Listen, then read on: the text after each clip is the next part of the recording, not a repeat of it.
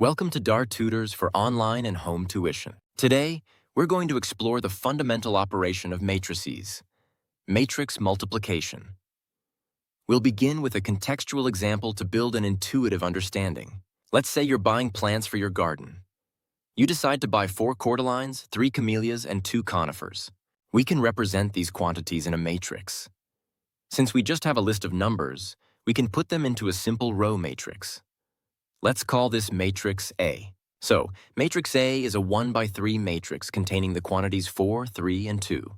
Now, what about the costs? Let's say the costs are $13.50 for a cordyline, $22.50 for a camellia, and $26.30 for a conifer. We can represent these costs in another matrix. This time, we'll use a column matrix, C. The order is important. It must correspond to the order of plants in our quantity matrix. So, matrix C is a 3 by 1 matrix containing the prices. It's a column matrix with the costs of the plants. Now, if we want to find the total cost of all the plants, what do? We multiply the quantity of each plant by its price and add the results together. This gives us 4 times $13.50 plus 3 times $22.50 plus 2 times $26.30. Adding these up, we get a total of 174.10. This calculation is the very essence of matrix multiplication. You are multiplying each member in the row matrix by the corresponding member in the column matrix and summing the results.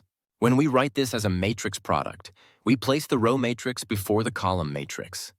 The product of A and C gives us a single value, the total cost, 174.10. This generalizes to any 1 by n row matrix multiplied by an n by 1 column matrix. The element in the product matrix is found by multiplying each element of the row by its corresponding element in the column and summing them. Now we've seen how matrix multiplication can be used in a real-world scenario to combine quantities and costs to find a total value. This is a powerful application that we'll build upon. In our previous example, we multiplied a simple row matrix by a column matrix. But what if we have more rows or columns? That's where the formal definition of matrix multiplication comes in. The product of an M by N matrix A with an N by P matrix B is a new matrix, which we'll call C, with dimensions M by P. The key here is the inner dimensions. The number of columns of the first matrix, A, must be equal to the number of rows of the second matrix, B. If they are not equal, the product AB is undefined. Let's highlight this. We have A, an M by N matrix, and B, an N by P matrix. Notice that the number of columns in A, which is N, is the same as the number of rows in B. This is what makes the multiplication possible. The resulting matrix, C, will have the outer dimensions, the number of rows from A and the number of columns from B. So C will be an M by PE matrix.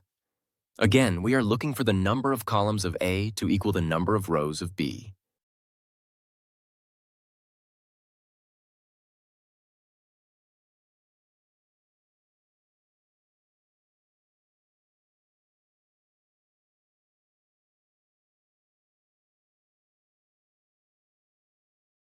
So how do we find each element of this new matrix C? The element in the rth row and cth column of the product matrix C, which we denote as CET, is calculated by taking the dot product of the rth row of matrix A and the cth column of matrix B. This means we multiply each element in the rth row of A by the corresponding element in the cth column of B, and then add all those products together. It's the same process we used for the garden center problem. But now we're doing it for every single combination of a row from the first matrix and a column from the second. Formally, the element CRC is the sum of the products of the elements RE from the rth row of A and BI from the cth column of B, for all I from 1 to n. This might look complicated, but it's just the algebraic representation of multiplying a row by a column. Therefore, the product matrix AB exists only if the number of columns of A equals the number of rows of B. The order of the resulting matrix is the number of rows of A by the number of columns of B. Let's apply this formal definition to a concrete example from your notes. Suppose we have matrices A and C. Matrix A is a row matrix with dimensions 1 by 3. Matrix C is a 3 by 2 matrix. First, let's check if the product AC is even possible. A has 3 columns and C has 3 rows. Since these numbers are the same, the multiplication is possible. The resulting matrix, AC, will have the dimensions of the outer numbers, 1 by 2. It will be a row matrix with 2 elements. Let's calculate the first element of the product, which is in the first row and first column. To find C11, the element in the first row, first column, we multiply the first row of A by the first column of C. This gives us 1 times 1 plus 3 times 2 plus 5 times 1, which equals 1 plus 6 plus 5, for a total of 12. Now for the second element, which is in the first row and second column. To find C12, we multiply the first row of A by the second column of C. This is 1 times 0 plus 3 times 3 plus 5 times 4, which equals 0 plus 9 plus 20, for a total of 29. Putting these two elements together, the product matrix AC is the row matrix, 12 to 29. We have successfully performed the multiplication by multiplying rows of the first matrix by columns of the second matrix. Let's work through another example to solidify the process, this time with a larger matrix. We'll use matrices B and C from your notes. Matrix B is a 2 by 3 matrix, and matrix C is a 3 by 2 matrix.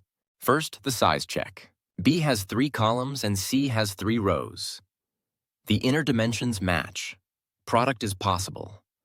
The outer dimensions, 2 and 2, tell us the product matrix BC will be a 2 by 2 matrix. This means it will have 4 elements.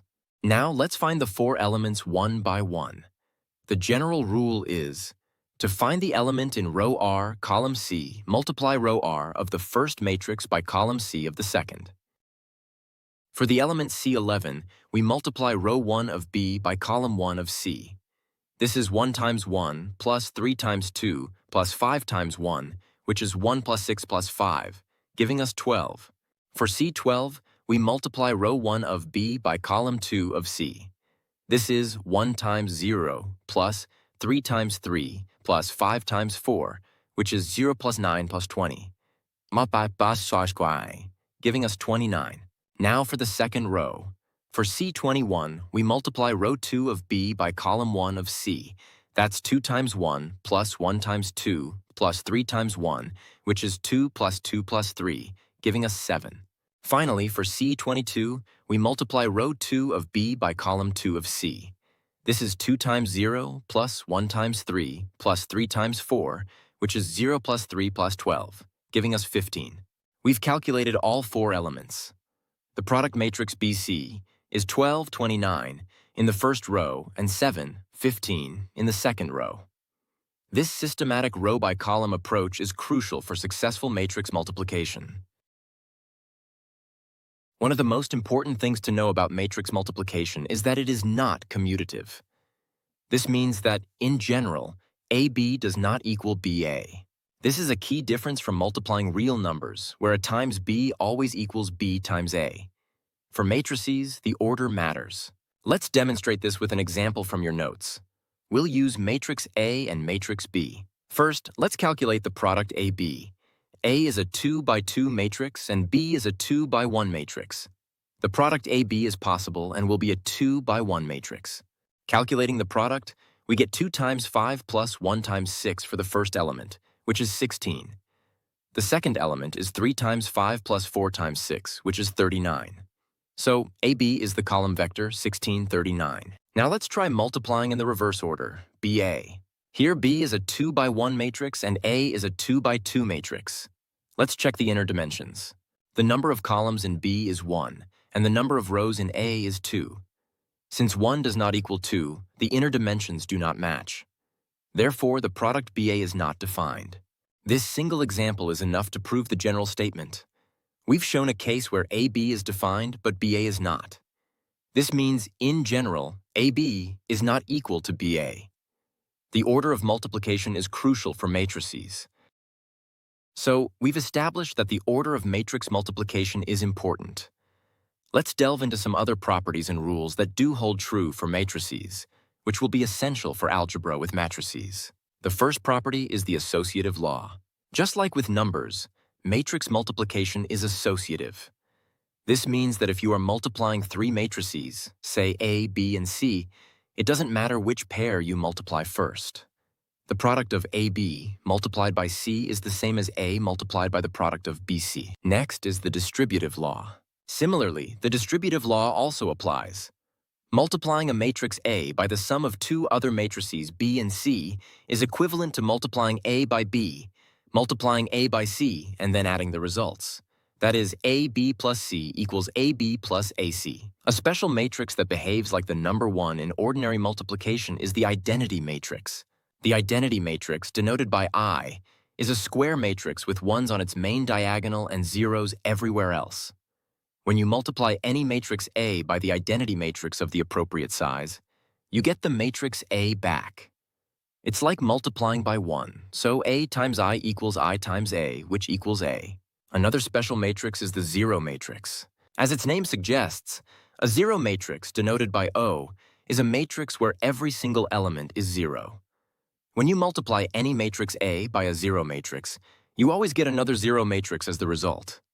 So, A times O equals O times A, which equals O. Finally, let's look at the null factor law from ordinary algebra, which says if ABC is 0, then A is 0 or BT 0. For matrices, this is not always true. You can multiply two non-zero matrices, A and B, and get the zero matrix. For example, multiplying these two matrices, neither of which is the zero matrix, results in the zero matrix. This is a crucial distinction from ordinary algebra. Now let's apply these properties to expand and simplify matrix expressions, just as we would in algebra. Let's take the expression AB squared. Remember, matrix multiplication is not commutative. This means we cannot just write A squared minus 2AB plus B squared. The first step is always to write out the expression. A at B squared means multiplying, AB by itself. Next, we use the distributive law. We distribute the first term, A over AB, and then distribute the second term, B over AB. This gives us AAB minus BAB. Now we apply the distributive law again to each of these parts. A times A is A squared, A times B is AB, then B times A is BA, and B times B is plus B squared. And this is the final simplified form. We cannot simplify it further because, as we discussed, in the general case, AB does not equal BA. The order of multiplication is fixed. So, the result is A squared minus AB minus BA plus B squared. This highlights a key difference between matrix and scalar algebra. Let's look at another important matrix expression. We are asked to find constants A and B such that A squared equals AA plus BI, where I is the identity matrix, for the matrix A equals 1, 2, 3, 4. This type of equation is related to the concept of a characteristic polynomial, which is a powerful tool in linear algebra. We start by calculating A squared. This is A multiplied by A. Multiplying the rows of the first A by the columns of the second, we get the matrix 7, 10, 15 to 22. Now we can substitute A squared, A, and the identity matrix into our equation. The equation is 7 over 10, 15, 22 equals a times 1, 2, 3, 4, plus B times 1, 0, 0, 1. Next, we perform the scalar multiplication. A times A gives a 2A, 3A, 4A, and B times I gives B0, 0B. Then we add the two matrices on the right-hand side. Adding corresponding elements, we get the matrix A plus B, 2A, 3A, 4A plus B. Now we have an equation of two equal matrices. This means their corresponding elements must be equal. This allows us to create a system of equations for A and B. Comparing the elements, we get 4 equations. The simplest ones to solve are A plus B equals 7 and 2A equals 10. From 2A equals 10, we can easily find A. Dividing by 2, we find that A equals 5. Now we can use this value of A to find B. Substituting A equals 5 into the equation A plus B equals 7, we get 5 plus B equals 7, which means B must be 2. It's always a good idea to check for consistency with the remaining equations. Let's check the third equation. 3A equals 15. 3 times 5 is 15, which is correct. The fourth equation. 4A plus B equals 22. 4 times 5 plus 2 is 20 plus 2, which is 22. This is also correct. The values are consistent, so our solution is A equals 5 and B equals 2. Now that we have a solid understanding of matrix multiplication, let's explore the inverse of a matrix. The concept is analogous to the inverse in ordinary arithmetic. In arithmetic, the multiplicative inverse of a number, say 5, is 1, 5. When you multiply them, you get the multiplicative identity, which is 1. 5 times 1, 5 equals 1. In the world of matrices, we look for a similar relationship. The multiplicative identity for matrices is the identity matrix, denoted I. For a 2 by 2 matrix, it's E1001. For a 3 by 3 matrix, it's 100010001. It's a square matrix with ones on the main diagonal and zeros everywhere else. A matrix's inverse, if it exists, is a special matrix denoted A inverse. It must satisfy a specific condition. A times A inverse must equal A inverse times A, and both products must equal the identity matrix I. Let's check this condition with an example from your notes. Consider these two 2 by 2 matrices. Are they inverses of each other? To find out, we multiply them in both orders. First, A times B. After performing the row by column multiplication, you can see that we get 1001, which is the identity matrix I. Next, we multiply them in the reverse order, B times A. Again, the multiplication results in the identity matrix. Since AA inverse and A inverse A both equal I, these two matrices are indeed inverses of each other. So, to recap, the identity matrix is the matrix version of the number 1, and the inverse matrix of A is the matrix that, when multiplied by A, results in the identity matrix. Now we know what an inverse is, but how do we find it? There's a simple formula for finding the inverse of a 2 by 2 matrix. Let's say we have a 2 by 2 matrix A with elements A, B, C, and D. The formula for its inverse, A inverse, is 1 over AD minus BC, multiplied by a modified version of the original matrix. In this modified matrix, we swap the elements on the main diagonal, A and D, and change the signs of the other two elements, B and C. The term AD minus BC has a special name. It's called the determinant of the matrix A. The determinant is a single number that tells us a lot about the matrix. For a 2 by 2 matrix, you find it by multiplying the elements on the main diagonal and subtracting the product of the other two elements. We often denote it as det A, or by using vertical bars like absolute value signs. The determinant is crucial because it determines whether a matrix's inverse exists. Notice that it's in the denominator of our inverse formula. This means if the determinant is 0, we would be dividing by 0, which is mathematically impossible. Therefore, a matrix only has an inverse if its determinant is not equal to 0. If the determinant is 0, the matrix is called a singular matrix and is not invertible. If the determinant is not 0, the matrix is called non-singular or invertible. Let's apply this with an example. Find the inverse of matrix A equals 5, 6, 3, 4. First, we find the determinant. Det A equals 5 times 4 minus 6 times 3. That's 20 minus 18, which is 2. Since 2 is not 0, the inverse exists. Now we plug this into our formula. The inverse is 1 over 2 times the modified matrix. 4 times 6, 3, 5. Multiplying by the scalar 1 half, we get our final inverse matrix. 2, 3, 3, 2, 5, 2. Let's look at another example. Find the inverse of matrix B, 6, 3, 4, 2. Again, we start with the determinant.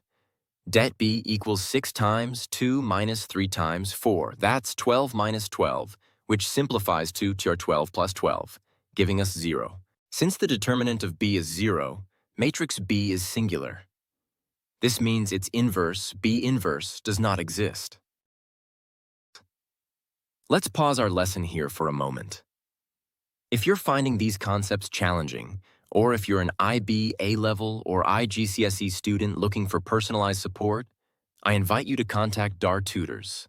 DAR Tutors offers expert personalized tuition to help you succeed in your mathematics studies. Our experienced tutors can provide the targeted guidance and practice you need to master topics like matrices and excel in your exams. Reach out to us today.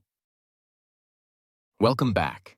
In this scene, we'll continue exploring matrix properties, specifically the properties of the determinant. Determinants have two key properties that we will investigate, and which will be provided in your formula booklet for HL. The first is how scalar multiplication affects the determinant. The second is the relationship between the determinant of a product of matrices and the determinants of the individual matrices. Let's start with scalar multiplication. How does the determinant of a matrix A relate to the determinant of K times A? This might seem surprising at first. You might expect det Ka to be K times det A, but it's actually K to the power of n, where n is the size of the square matrix. Let's prove this for a 2x2 matrix. We start with the generic 2x2 matrix A. Then K times A is found by multiplying every element by K. Now let's find the determinant of Ka. Using the formula, det Ak is the product of the main diagonal minus the product of the other diagonal. This gives Ka squared times add minus K squared times BC. We can factor out K squared, leaving us with K squared times the quantity, add BC. Notice that the part in the parentheses, add minus BC, is simply the determinant of the original matrix A. So we have proven that for a 2x2 matrix, det Ka equals K squared times det A. This confirms our property. Now for the second property, the determinant of a product is the product of the determinants. This property is incredibly useful. It states that if you have two square matrices, A and B, the determinant of their product AB is equal to the determinant of A multiplied by the determinant of B. This is a very clean and powerful relationship. We focused on 2x2 matrices because their inverse and determinant have simple formulas. But what about larger square matrices, like a 3x3? The process for finding the inverse of a 3x3 matrix by hand is much more complex, involving cofactors and adjoints. Fortunately for the IB Applications and Interpretation HL course, we use technology for these larger cases. Your graphics calculator or a mathematics software tool can calculate determinants and inverses of 3x3 and even larger square matrices very efficiently. This allows us to solve more complex real-world problems. So how can we use this to solve a system of simultaneous linear equations? Let's consider a system of n linear equations with n unknowns. We can write this system in a compact matrix form. X equals B. Here, A is the matrix of coefficients from the equations. X is a column vector containing the variables we want to solve for. And B is a column vector of the constants on the right-hand side. To isolate X, we need to get rid of A. In matrix algebra, we don't divide. Instead, we pre-multiply both sides by the inverse of A, provided it exists. Because multiplication is associative, A inverse times the product of X can be rewritten as the product of A inverse A all times X.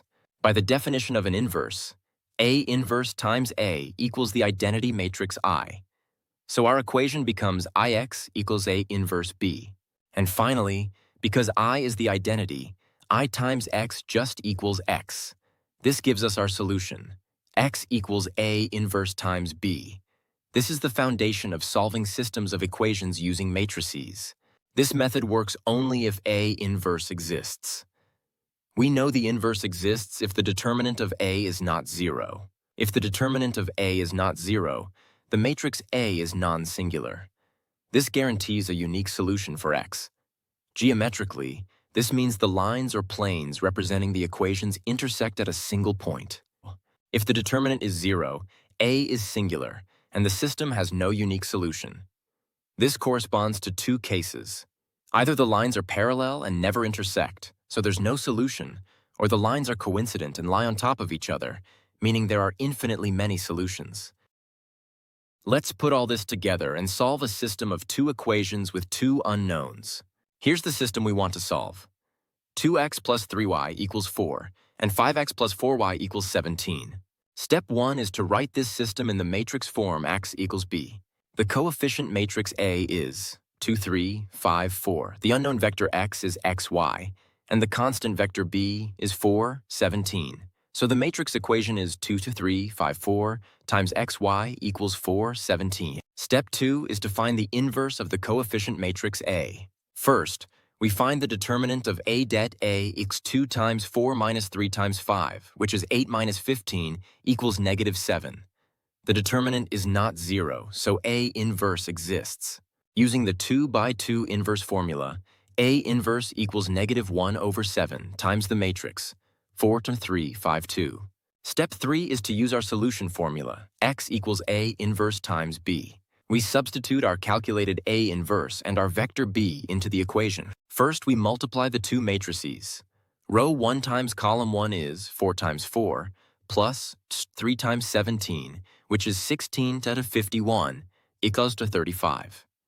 Row 2 times column 1 is 5 times 4, plus 2 times 17, which is 20 plus 34 equals 40. Finally, we multiply by the scalar 1, 7. -35 divided by -7 is 5, and 14 divided by -7 is -2. And there's our solution. We have found that x equals 5 and y equals -2. We've solved the system of equations using matrix algebra. Now let's tackle a system of 3 linear equations, which we'll solve using a graphics calculator. The problem is about a car rental company. We are told the total number of vehicles is 150, which includes X of model X, Y of model Y, and Z of model Z. This gives us our first equation, X plus Y plus Z equals 150. Next, we get information about the number of vehicles in yard A. There are 46 vehicles, made up of 20% of the model X fleet, 40% of the model Y fleet, and 30% of the model Z fleet. Translating these percentages into decimals, we get our second equation, 0.2 PK plus 0.4Y, 0.3 Z, and 46. Similarly, for yard B, we have 54 vehicles made up of 40% of model X, 20% of model Y, and 50% of model Z.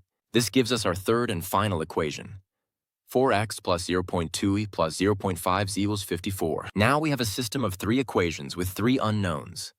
Our first step, as always, is to write it in the matrix form X equals B.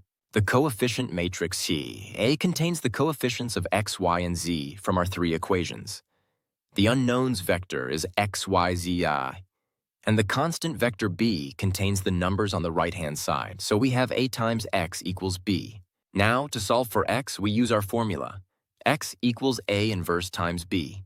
This is where we use our technology. We will input matrix A and vector B into the calculator. We find the inverse of A and then multiply it by vector B. The calculator will perform this complex calculation for us and give us the result, which is the vector 45, 55, 50. Therefore, our solution is x equals 45, y equals 55, and z 50. Translating this back to the context of the problem, the car rental company has 45 vehicles of Model X, 55 vehicles of Model Y, and 50 vehicles of Model Z. As you can see, matrices and technology make solving these types of multivariable problems much more efficient. Finally, let's explore an application of matrices in the real world. Cryptography, the science of encoding and decoding messages. We can use matrices to create a simple cipher. First, we need to convert our message into numbers. A common method is to assign an integer value to each letter of the alphabet. For our example, we'll assign the value 1 to A, 2 to B, and so on, with Z being 0. Remember this system, as it will be important for decoding. Let's encode the word send. First, we convert the letters to their numerical values. S is 19, E is 5, N is 14, and D is 4. This gives us the number string 19, 5, 14, 4. To prepare for matrix multiplication, we group these numbers into 2 by 2 matrices. The first 2 numbers, 19 and 5, form the first row. The next 2 numbers, 14 and 4, form the second row. We'll call this our message matrix, M. Now for the encryption. We'll use a 2 by 2 encryption matrix, which we'll call E. The security of our code depends entirely on keeping this matrix a secret. Let's choose the encryption matrix E equals 2 to 3, 1, 2. To encrypt the message matrix M, we multiply it by the encryption matrix E. So we calculate M times E. Performing the row by column multiplication, we get the matrix, 43, 67, 32, 50. This is our encrypted message, but the numbers are too large. They need to be reduced to be within the range 0 to 25 to match our alphabet. This process is called modulo 26. We find the remainder of each number when divided by 20. 43 is 17 more than 26. 67 is 15 more than 2 times to 6. 32 is 6 more than to 6. And 50 is 4 more than to 6. Our final encrypted matrix is 1715 624. We can now write this encrypted matrix as a string of numbers, 17 15 6 24. This string, known as the ciphertext, is what we send to the recipient. By itself, it reveals nothing about the original message. Now, let's decipher it. The recipient needs to convert the ciphertext back into the original message. How do they do this? Our encryption was C equals ME. To get back to M, the recipient needs to perform the inverse operation. They need to multiply by the decryption matrix. The decryption matrix D is simply the inverse of the encryption matrix E. In our example, the encryption matrix was 2 3 1 2. Its determinant is 1. The inverse is therefore 2 3 1 2. This is our decryption matrix. This gives us a problem. When we encrypt modulo 26, our numbers must be between 0 and 25. But our decryption matrix has negative numbers. If we multiply our encrypted message by this matrix, we'll get negative numbers, which we can't easily convert back to letters using our modulo 26 system. To make decryption possible using modulo arithmetic, we need to find an inverse matrix that contains only non-negative numbers. This is a more advanced topic involving modular inverses. In simpler terms for this course, you might be given a specific encryption matrix that has a determinant of 1, because this makes the decryption process much simpler, as the inverse will only involve integers. Let's work through a complete example of a matrix multiplication cipher with a modulus, from start to finish, to make it clear. We'll use a 2 by 2 matrix. Our goal is to encrypt the message I by im using the encryption matrix E equals 3152 and modulo 26 arithmetic.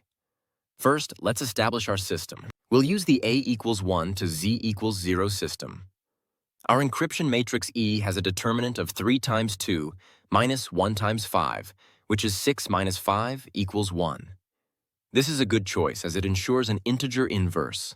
Step 1. Convert the message to numbers. I is 9, B is 2, A is 1, I is 9, and M is 13. We have 5 numbers. Step 2. Group the numbers into matrices of the appropriate size. Our encryption matrix is 2 by 2, so we group the numbers into 2 by 1 column matrices. We have the matrices 9, 2, 1, 9, and 13, 23. Notice we added a dummy letter W to the end, which is 23, to complete the last column matrix. This is standard practice in cryptography. Step 3. Encrypt each matrix. For the first matrix, 9, 2, we multiply by E. The result is 29, 63. Modulo 26, this becomes 3, 11. For the second matrix, 1, 9, the result is 12, 23. Modulo 26, this stays 12, 23.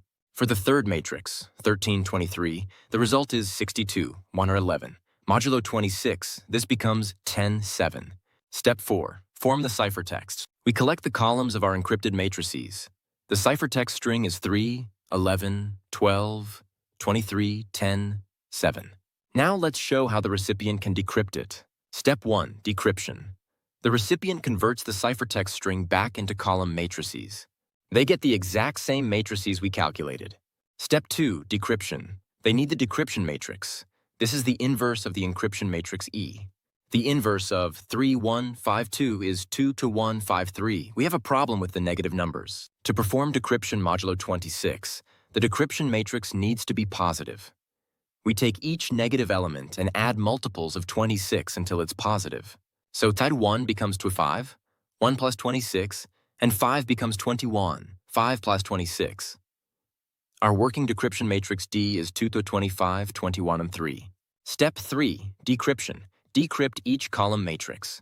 Multiplying the first matrix, 3, 11, by D, we get 6 to 11, 63 plus 33, which simplifies to about 596. Modulo 26, this becomes 21, 18. Hold on a moment, this doesn't look right. The calculation we just performed resulted in 21, 18.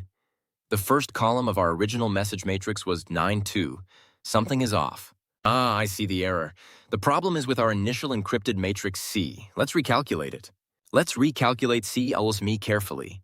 The first row of C is 19 times 3 plus 5 times 5 equals 57 plus chapter 25 equals 82. The second row of C is 14 times 3 plus 4 times 5, also 42 plus 20 equals 62. So the correct encrypted matrix C is 82, 29, 62, 22. Now let's apply modulo 26. The correct encrypted ciphertext matrix is 43, 1022. My apologies for the previous error. It highlights how crucial careful calculation is in cryptography.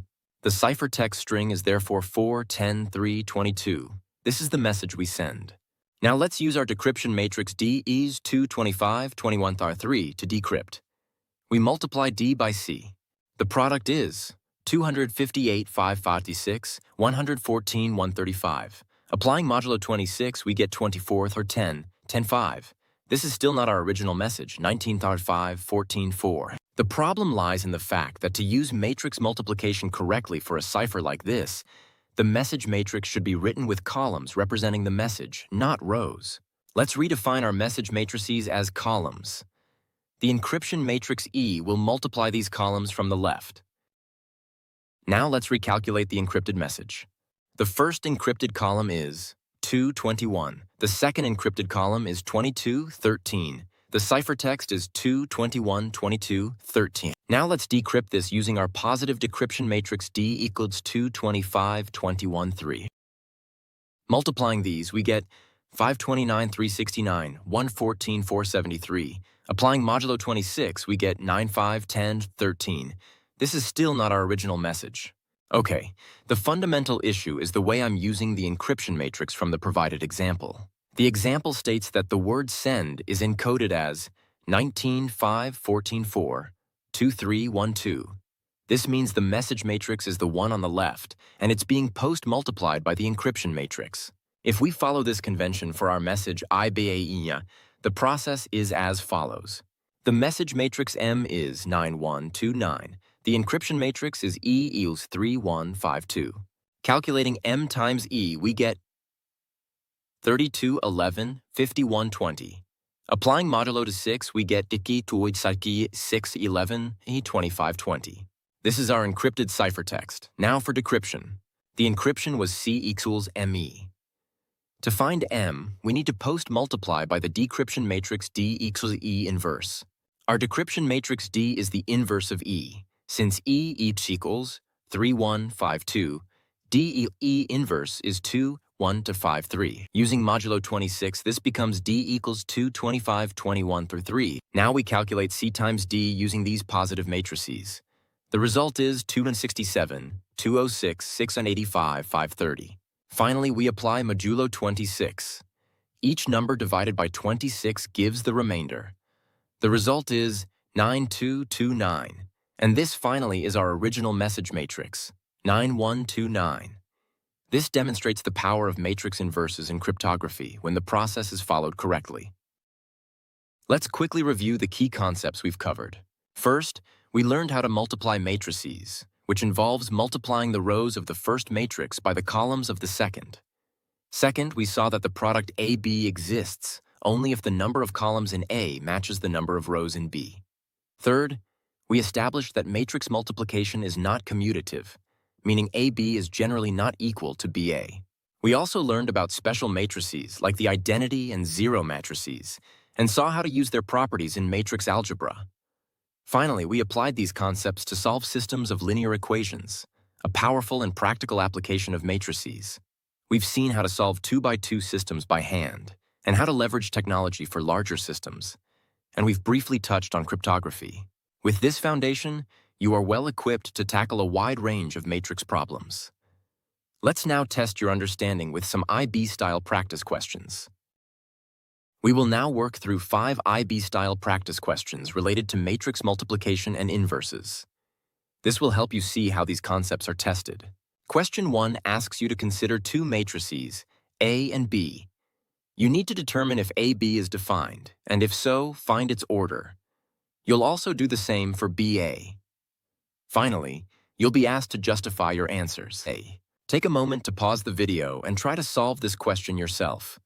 Think carefully about the conditions for matrix multiplication. Let's work through the solution to question 1. First, let's find the order of each matrix. Matrix A is 2 rows by 3 columns. Matrix B is 3 rows by 2 columns. Part A is AB defined, find its order. For the product AB, we look at the inner dimensions.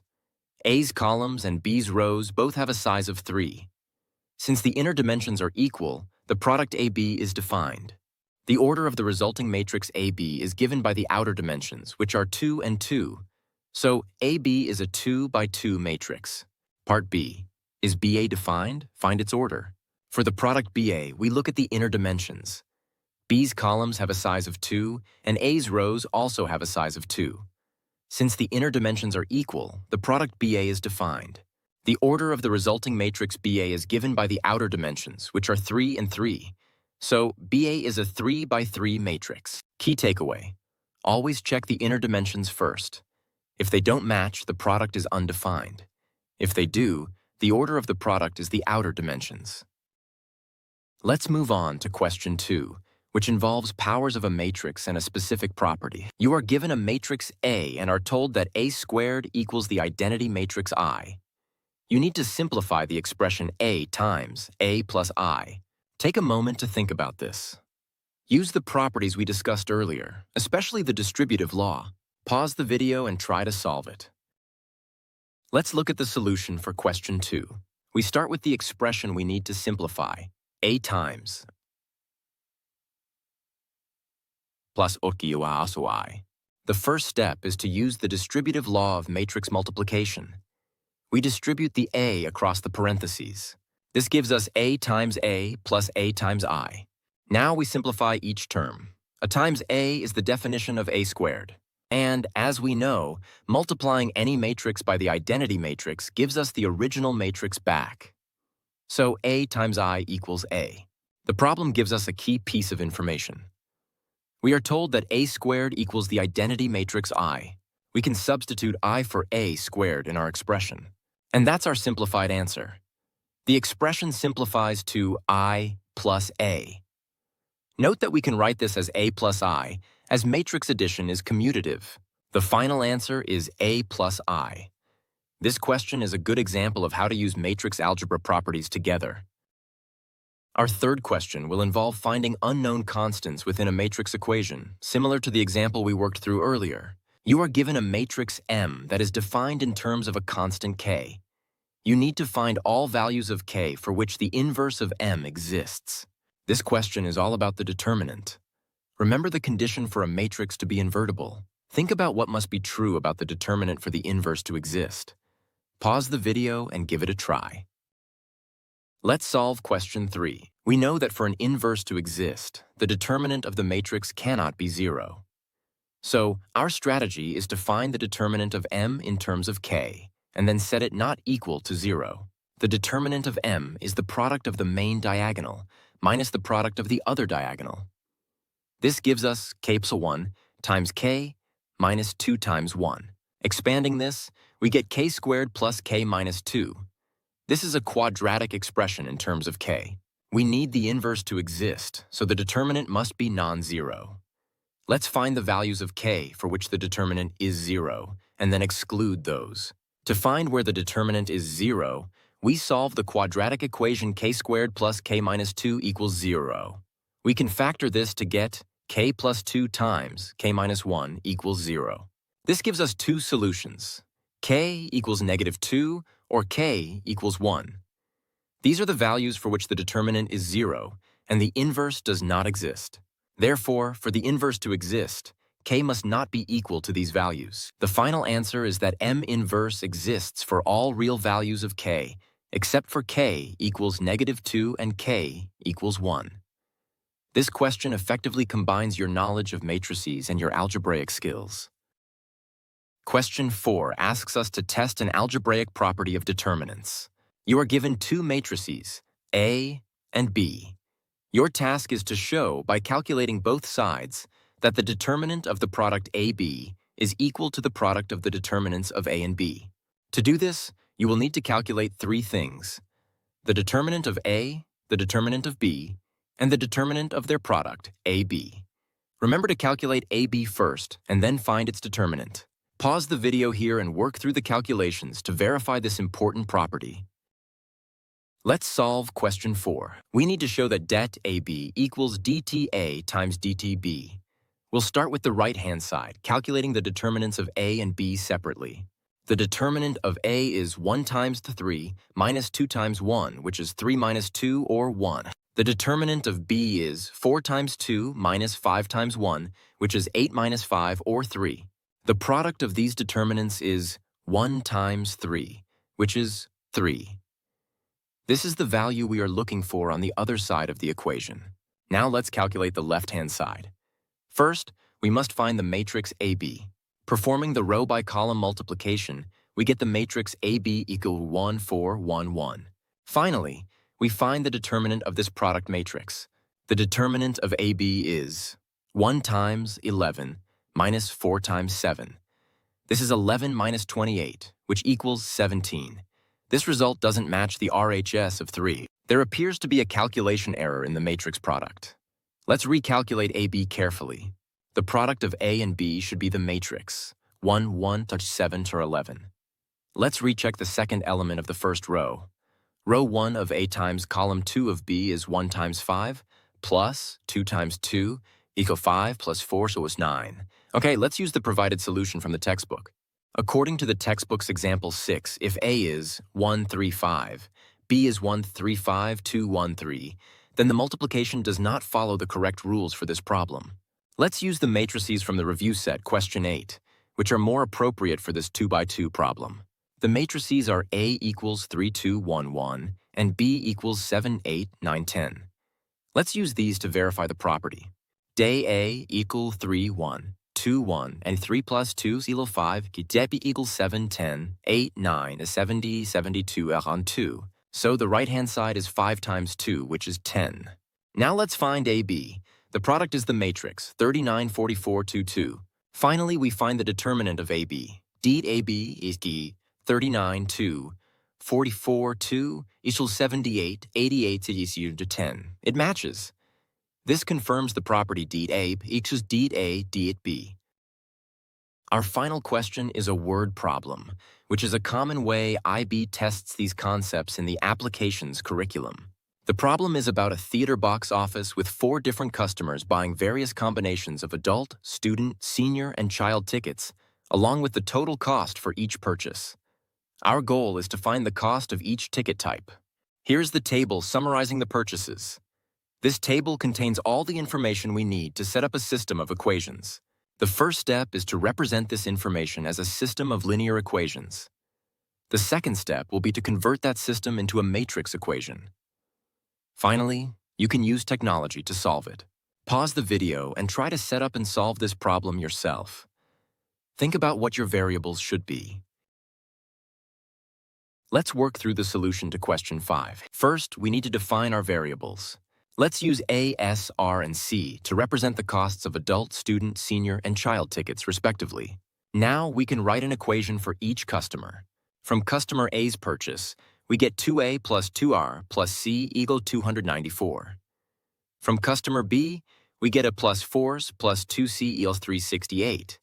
From customer C, we get 2A plus 4R equals 360.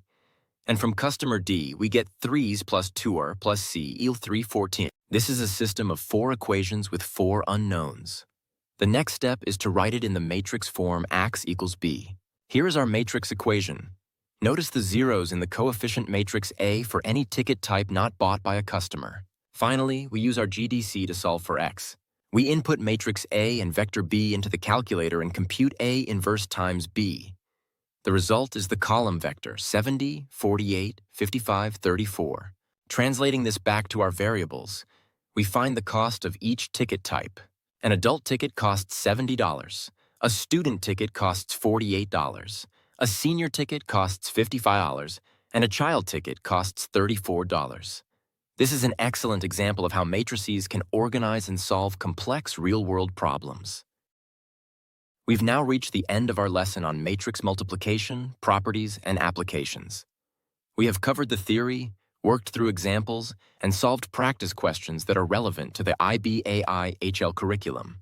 Remember the key takeaways. Matrix multiplication is a row-by-column process. The order matters, non-commutative. The determinant is essential for finding an inverse, and inverse matrices are powerful tools for solving systems of linear equations. A quick recap. Matrix multiplication is not commutative. The inverse of a matrix helps us solve systems of equations, but only if the determinant is not zero. And for larger systems, technology is your friend. I hope this video has provided a clear and rigorous explanation of these concepts. For more in-depth learning, personalized guidance, or help with other topics in IB, A-Level, or IGCSE mathematics, please contact our tutors. We are here to support your success. Thank you for watching.